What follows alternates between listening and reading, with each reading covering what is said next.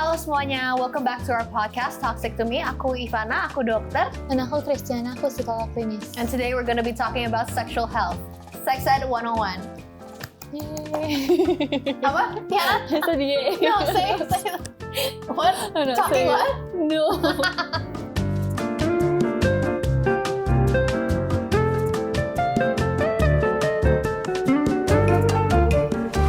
Jadi hari ini kita mau ngomongin apa, Tiana? Jadi Quite hari ini, interesting ya, today's topic. yeah, I think so. Kita mau ngomongin sexual myths ya.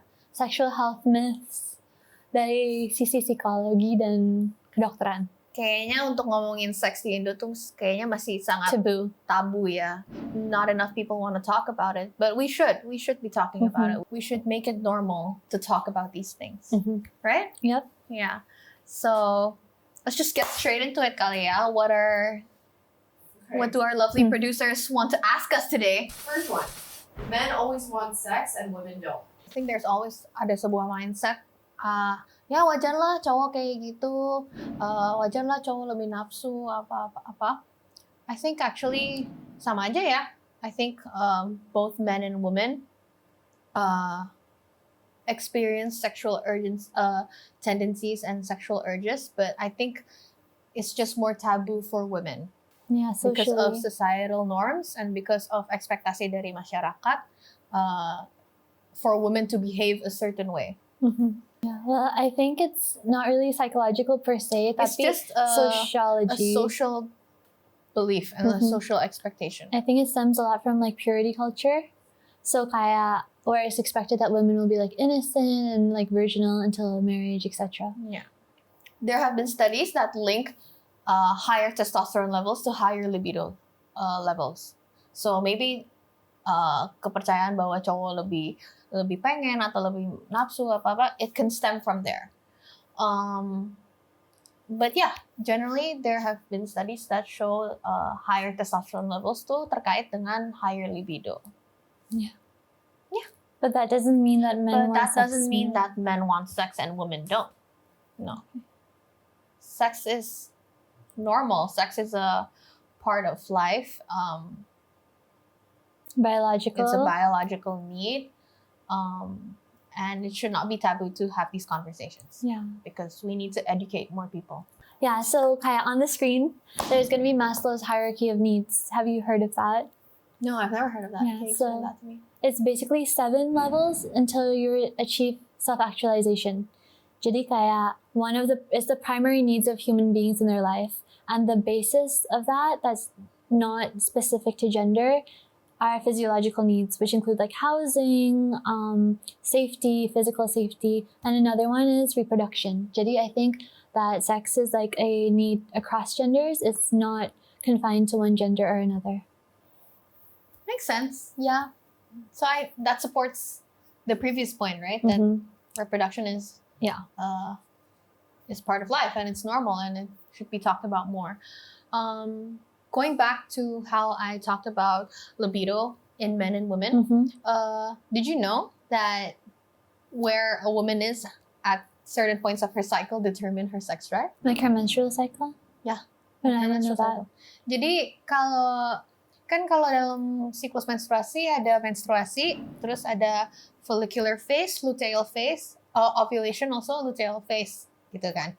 So at the point of ovulation is basically ketika an egg is released from the ovary.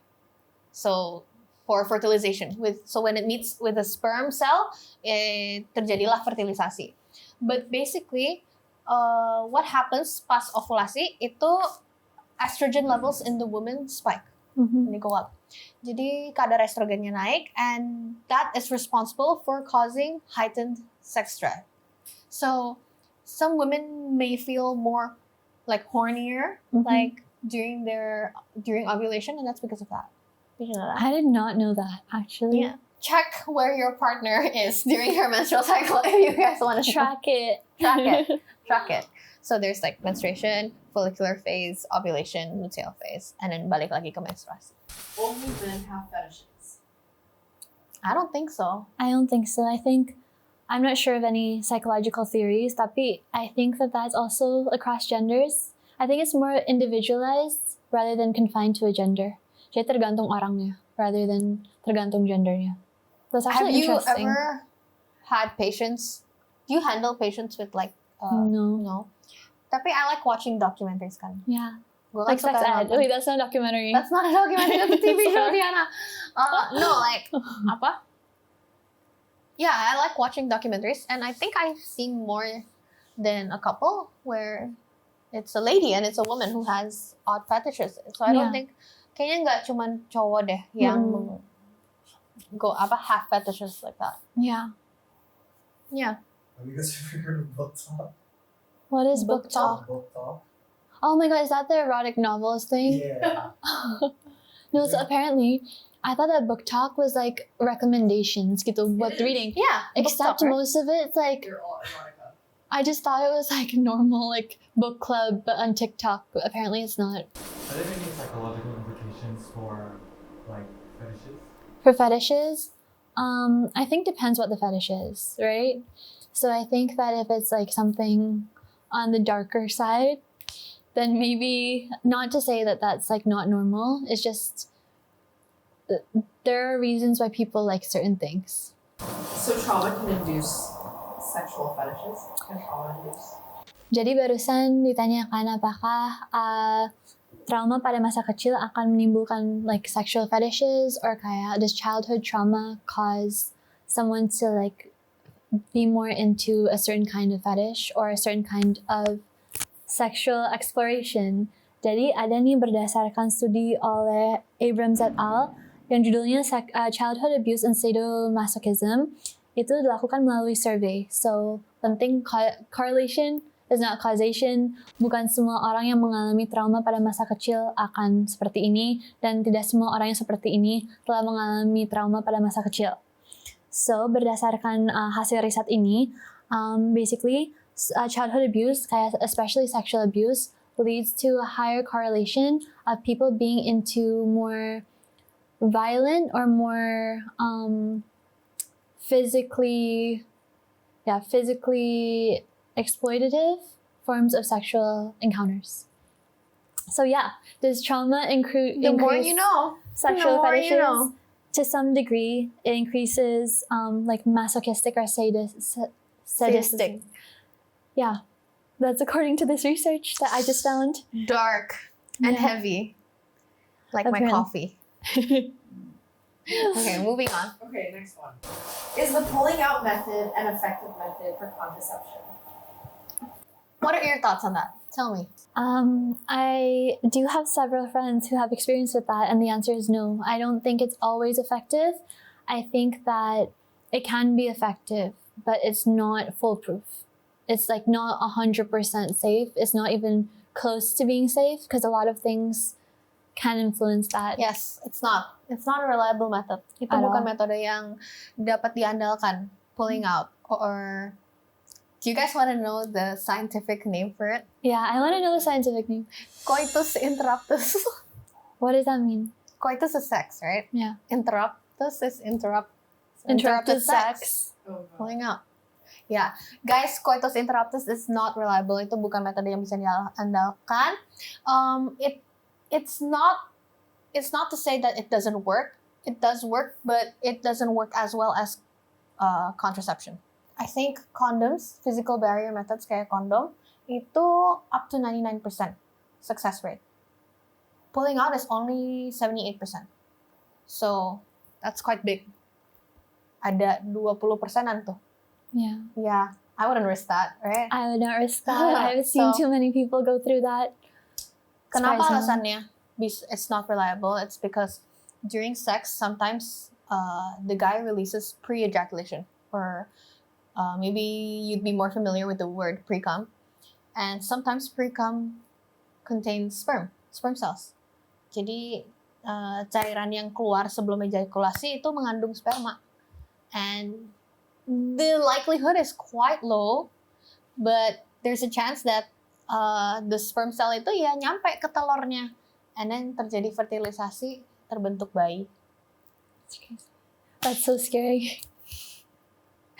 Use protection, just use protection, guys. Just use condoms. The pill is also reliable. IUDs are also really good. IUD namanya spiral. A lot of people call it spiral. A lot of people I know though have problems with the pill. Kalau pill, because it's a hormonal method, sometimes there will be Emotional swings done, weight emotional gain. swings. Sometimes it can cause weight gain. It can also cause acne. But you need to know that the birth control pill is also used to actually regulate a lot of diseases. Yeah. Pernah dengar nggak PCOS? Polycystic ovary syndrome. It's basically when there's a lot of cysts in your ovary, and it can make your periods irregular, mensnya jadi nggak teratur. It can cause weight gain, it can cause acne, and some cases itu justru dikasih the birth pill to help regulate it. I did not know that. Yeah. The more you know. And also, it can also help with a lot of things. Misalnya, someone hasn't gotten their period for a long time, like primary amenorrhea, itu bisa dikasih pill juga buat mancing the period.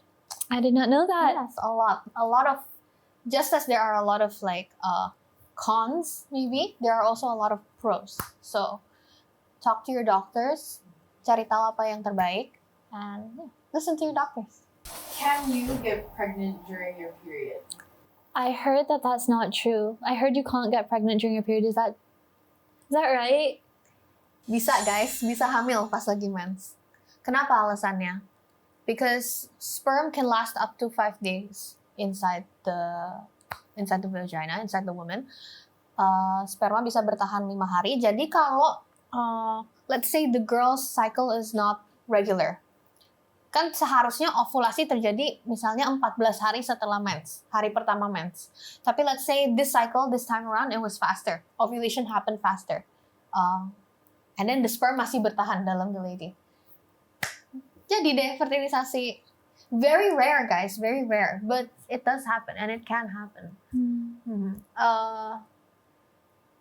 Having sex during your period is not a foolproof method to not get pregnant.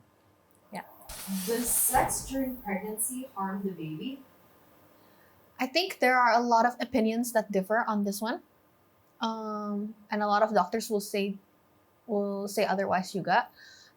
Generally, if it's not too abrasive or too rough, it should be okay. Unless there are specific conditions. Contohnya placenta previa.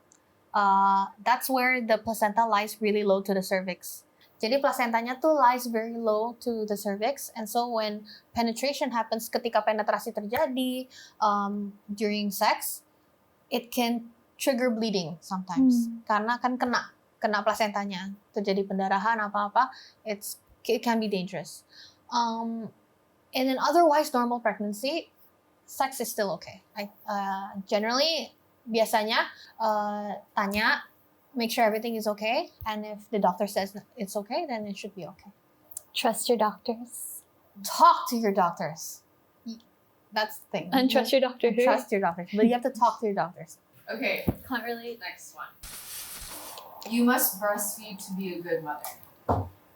I think it's the same thing as what we just said, Kan. Well, okay, first of all, what's a good mother? Is someone who breastfeeds and then is absolutely neglectful of their children a good mother? No, I think that it depends, right? There's a lot of factors that factor into whether or not someone breastfeeds their children. I'm pretty sure there are medical conditions that Ivanna will probably tell you about. Tapi I think there's a lot of different things, and a lot of ways that your parents, the mother interacts with their children, also affects whether or not they breastfeed. But I don't think that is a definition of what a good mom constitutes. Buat nambahin poinnya dari Tiana, there are a lot of cases where the mom cannot breastfeed. Sometimes asinya emang kurang, or sometimes even this is from personal experience. I was not breastfed. Aku nggak minum ASI sama sekali. Kenapa? Because pas mama gue hamil with me, she had tuberculosis. She had TBC. TBC kan pengobatannya lama tuh, 6-9 bulan kan. So for most of her pregnancy, or basically throughout her whole pregnancy, she was drinking antibiotics, anti-tuberculosis drugs. And so by the time she gave birth to me, pas dia ngelahirin aku, the doctor advised against me drinking breast milk. Kenapa? Karena takut obatnya masih ada di my mom's body. That makes sense, I think. Yeah. Does that mean she's a bad mom? No, I don't think so. I think I have the best mom in the world. Oh, that's so sweet. So I don't think it's because I don't think you have to breastfeed to be a good mom. But with that being said, gak ada susu yang melebihi atau yang lebih baik daripada ASI. I have to say that. Kenapa? Karena there are a lot of natural antibodies in the mom's breast milk that cannot be replicated or formulated in formula, in susu formula. Yeah. So they call ASI liquid gold for that reason. Really? I didn't actually know that. Yeah. Amazing. But it doesn't mean that moms who don't breastfeed or cannot breastfeed or choose not to breastfeed are bad moms. No, definitely not. I don't think that speaks to parenting at all. Bisa jadi juga the mom doesn't breastfeed or chooses not to breastfeed or cannot breastfeed because of psychological factors. Contohnya postpartum depression or baby blues. Yeah, I've been hearing a lot of that on social media. I personally have never treated a case of postpartum depression. But what I heard is it goes beyond baby blues. So it's like when you're actually clinically depressed. So it's like some moms will sampai they can't care for their own babies. Or like they lose the ability to do that or the desire to do that. This is so sad and I hope it doesn't happen very often. But there have been cases where the mom tries to kill the kid. I heard that. There was like a very viral case. Have you heard about this? When the mom just killed her baby. It was like 2023 or 2022. And they tried to bring it to a court of law. Then her psychologist said it was because she had postpartum depression. Like No. Kalau udah sampai segitunya, biasanya we call it postpartum psychosis. Psychosis, yes. That's what it was. Because she was like not there herself and she didn't even realize what she'd done. That was the case. I forgot the name of the case, but it was really, really big in the news a while ago. Karena ada terjadi perubahan hormon. Jadi the hormones that go up during pregnancy, after you give birth, they decline. They go down. And then perubahan hormon inilah yang it has a significant role in mood changes in postpartum depression juga. It can also be because of hormone thyroid, fluctuations in thyroid hormones that regulate metabolism also and energy levels. It can also cause the mom to feel sluggish and tired, and she can experience depressive symptoms as well. That makes sense. And then touching on our first episode, it can also be because of neurotransmitter imbalance. Jadi, it can be because of serotonin. It can be also other neurotransmitters such as dopamine, norepinephrine. All these hormones come into play and they affect how postpartum depression manifests. Now on to lighter topics. Okay. Is it true that different sex positions can determine the gender of the baby? So do sex positions impact the gender of the baby? The audience asks. There ada teori namanya Shuttle's method that theorizes when you have sex and in which position determines the gender of the baby. Itu nggak benar. I mean, it has been proven wrong or disproven. But basically, the Shuttle's method is it believes that sperm cells yang carry the male chromosome or the Y chromosome, they tend to die faster, but also swim faster. So if you want to have a son or kalau mau punya anak cowok, you should have sex closer to the day of ovulation. Tapi kalau mau punya anak cewek, karena sel sperma yang mengandung kromosom X itu bertahan lebih lama dalam tubuh wanita, have sex farther away from ovulation. Jadi ada yang percaya, I heard this one before, not too long ago. Ada yang bilang, oh kalau mau punya anak cowok harus have sex in doggy position. That's not true, guys. Itu nggak benar. Don't listen to that. That's not true. The Shuttle's method has already been disproven. Jadi sebenarnya kalau mau punya anak cowok atau cewek, it's benar-benar 50-50. Depending on the chromosome.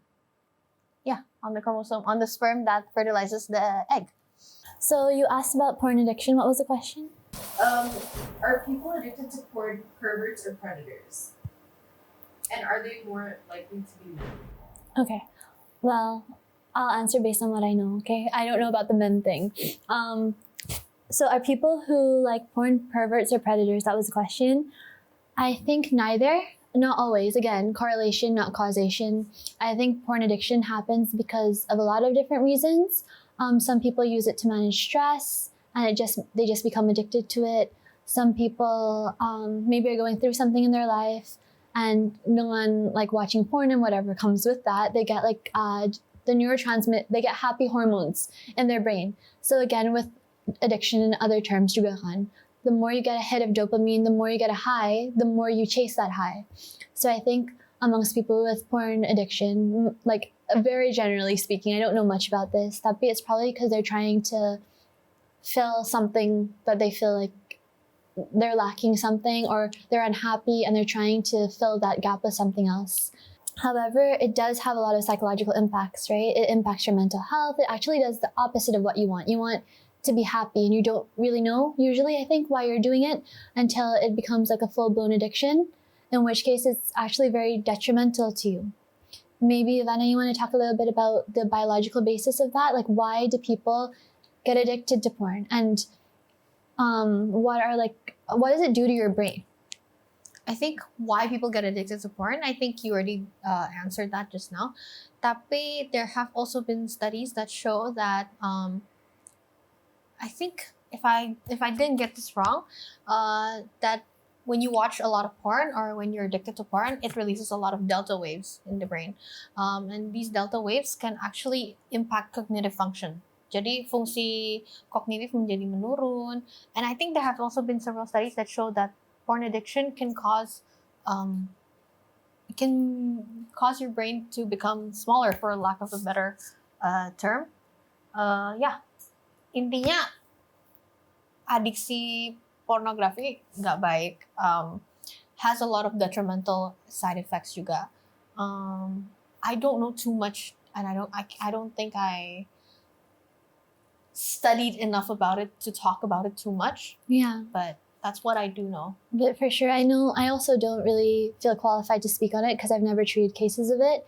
But textbook-wise, I know that leads to like difficulty in decision-making, decline of cognitive functions. Basically, it affects the functioning of your brain, how you process information. Tapi something interesting that I've learned recently is that it's a debate whether porn addiction is a true addiction in the case of substance, like similar to substances, etc., or if it's compulsive behavior, a compulsion to alleviate some kind of maybe psychological pain, stress, or anxiety, because typically porn addiction isn't something that people just like fall into quickly. It comes with time, and it comes with like frequent exposures to it, I assume. I'm sorry, I don't know too much about it, but that's what I assume. Jadi kayak inti dari kita ngomongin ini semua hari ini sebenarnya cuma satu ya, Tiana, I think. Untuk menormalisasikan percakapan-percakapan seperti ini dalam masyarakat. Kenapa? I feel like we don't talk enough about sexual health for men and for women in Indonesia. I think compared to other countries, kita lebih takut untuk ngomongin hal-hal kayak gini ya. Padahal menurut aku penting banget. I think it's important to teach, to educate people on these things so that they can make smarter decisions and better decisions for themselves in the future. Because if you're making uninformed decisions, then it can't possibly be the best decisions because there's things that you don't know yet and you don't understand. Information is power. Information is power. Knowledge is power. Knowledge is power. Yeah. Believe me, I also feel quite uncomfortable with like talking about these things because like we don't talk about it enough, right? So sometimes when I talk about it, even I still feel like, oh, should I be talking about this? Should I not be talking about this? But you know what? No, we should be talking about this because it's important. And there are many, many cuts of this video of me me laughing uncomfortably. So yeah. Tapi with that being said, I'm glad we talked about it in this episode. Me too. Yeah. I'm glad we had this conversation, and I'm glad we could talk and educate and teach Yeah. others as well about this. For sure. I hope you guys had fun watching this episode. Yeah, so that wraps up today's episode. Thank you for watching, and we hope you get well soon. Yay.